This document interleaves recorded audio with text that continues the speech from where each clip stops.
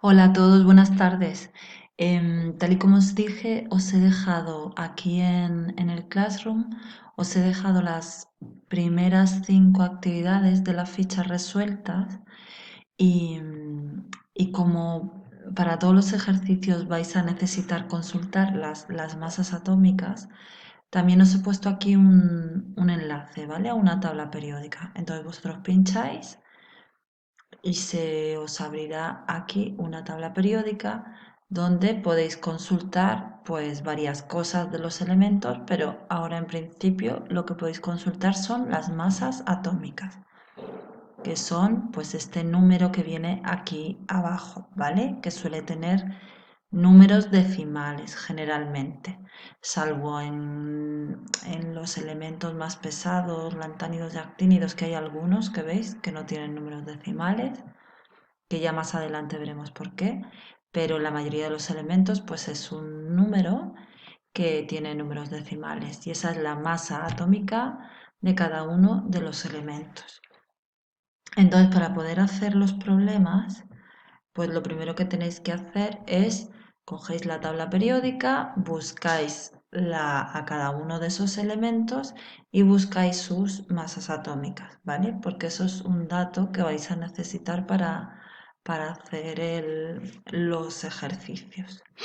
Y bueno, por ejemplo, en este primer problema o esta primera cuestión, dice que calculemos la masa expresada en gramos de un átomo de sodio y luego nos van haciendo pues varias preguntas, ¿no?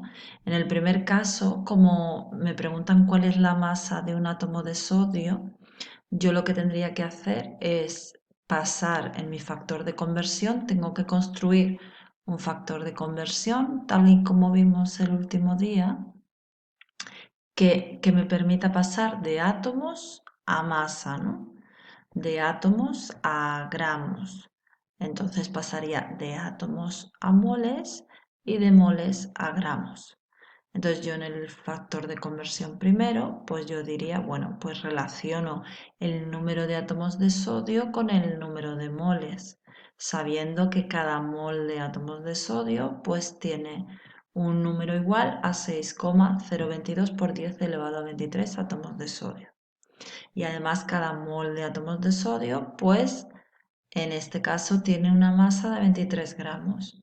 Entonces así pues llego al resultado, que es que cada átomo de sodio pues tiene una masa de 3,82 por 10 elevado a menos 23 gramos de sodio. ¿Vale? Yo creo que no es complicado. En el segundo caso, pues es pues justo al contrario, ¿no? Me preguntan que cuántos átomos de aluminio habrá en una determinada masa de este metal, de aluminio. Entonces el factor de conversión que tengo yo que construir es justo al contrario, tengo que pasar de gramos a átomos y para ello tengo que pasar primero de gramos a moles y después de moles a átomos. Entonces, pues construyo ese factor de conversión a partir de la masa atómica del aluminio que vosotros previamente habréis buscado en la tabla periódica, ¿vale? Ahí está. La masa atómica del aluminio es 27. Pues entonces yo diría, pues si 27 gramos es un mol y si además en cada mol hay 6,022 por 10 elevado a 23 átomos de aluminio, pues en 0,5 gramos, pues me sale esto de aquí. Yo ya sabéis que multiplicaría 0,5 por este número de aquí y lo que me dé lo tengo que dividir entre 27. Y así vamos haciendo todos, ¿vale? En el siguiente me preguntan por el tetracloruro de carbono, que lo más complicado a lo mejor sería formular el compuesto, escribir la fórmula de este compuesto, pero bueno, tampoco es tan complicado porque es una sal, ¿no? Una sal binaria. Y entonces tetracloruro de carbono, la fórmula es CCl4. Y la masa molar del tetracloruro de carbono, que la tendríais que calcular, pues sería 154 gramos, ¿vale? Aquí en la resolución no os he puesto, pero bueno, multiplicaríais por 4 la masa atómica del cloro que es 35,5, pues lo multiplicáis por 4 y luego le sumáis la masa atómica del carbono, que es 12. Y eso os da 154 gramos de tetracloruro de carbono. Una vez que habéis pasado de gramos a moles, pues pasamos de moles a moléculas multiplicando por el número de Avogadro. Y el resultado es este de aquí, 1,96 por 10 elevado a 21 moléculas de tetracloruro de carbono. ¿Vale? En la segunda cuestión, que puede tener un poco más de complicación, porque nos dicen, nos hablan que 17 gramos de amoníaco ocupan en condiciones normales 22,4 litros. Entonces, siempre que yo lea o siempre que a mí me digan que tengo una sustancia en condiciones normales y no me digan nada más, me dicen, pues tienes oxígeno en condiciones normales. Lo que me quieren decir es que están en condiciones normales de presión y de temperatura. Es decir, presión 1 atmósfera y temperatura 273 Kelvin. ¿Vale? Eso quiere decir que esa sustancia se encuentra en estado gaseoso, no es ni un sólido ni un líquido, ¿vale? Porque nos están hablando de condiciones normales de presión y temperatura para un gas. Entonces, pues ya sé que este amoníaco del que me hablan aquí es un gas y entonces puedo aplicarle la ley de los gases ideales. A partir de su número de moles puedo calcular su volumen o a partir de su volumen puedo calcular el número de moles. La ley de los gases ideales, bueno, yo esto lo intento explicar aquí, que creo que se entiende, pero la ley de los gases ideales sería esta que viene aquí, que pone, a ver si lo puedo subrayar, P por V es igual, uy, no se subraya, a ver, otra vez. P por V es igual a N por R por T. P es la presión, que se va a medir siempre en atmósferas. V es el volumen del gas, que se va a medir siempre en litros. N es el número de moles del gas que hay dentro, ¿vale? Los moles que sean.